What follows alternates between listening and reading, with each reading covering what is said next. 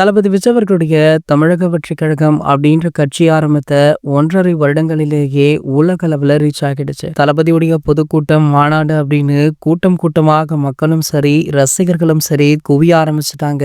இதுவே ஒரு மிகப்பெரிய பப்ளிசிட்டியாக மாறி இருக்கு. அந்த வகையில பாத்தீங்கன்னா, அண்மையில நாகையில கூட தளபதி விஜய் அவர்கள் மிகப்பெரிய பிரச்சாரம் ஒன்று செய்திருந்தாரு. அந்த மேடையில பேசிய அத்தனை விஷயங்களுமே தற்போது வரைக்கும் சமூக வலைதளங்கள்ல வைரலாகிட்டு இருக்கு. மக்கள் மத்தியில தளபதி விஜய் அவர்களுக்கு நல்ல வரவேற்பு கிடைத்து வருவதால அனைத்து கட்சியுமே இவரை கூட்டணிக்கு அழைக்கிறாங்க. இருந்தாலுமே தளபதி விஜய் அவர்கள் அசராமல் தனித்துதான் நிற்பேன் அப்படின்ற முடிவுல இருக்காரு. மேலும் பாத்தீங்கன்னா, மத்த கட்சியில இருந்து தாவேகாவுடன் யார் வேண்டுமானாலும் கூட்டணி அமைக்கலாம் அப்படின்னுமே சொல்லியிருந்தாரு. இந்த நிலையில பாத்தீங்கன்னா, தற்போது தாவேகா கட்சியுடைய தலைவர் தளபதி விஜய் அவர்கள் பிரதமர் மோடி அவர்களை நேர்ல சந்திக்க இருக்காரா. சோ இந்த தகவல் தற்போது காட்டுத்தீ போல பரவிட்டிருக்கு. இதுவரைக்குமே தமிழக வெற்றி கழகத்துடைய கட்சியின் பெயர் கொடிதான் அறிவிக்கப்பட்டிருக்கு. ஆனால் இன்னமுமே இந்த கட்சியுடைய சின்னம் வெளியிடப்படல. ஆகையால அதற்காக தான் தளபதி விஜய் அவர்கள் மோடி அவர்களை சந்திக்க உள்ளாரா அப்படின்ற கேள்வியுமே எழுந்திருக்கு. மேலும் பாத்தீங்கன்னா, இந்த தகவல் அதிகாரப்பூர்வமாக வெளியாகவில்லை அப்படின்னாலுமே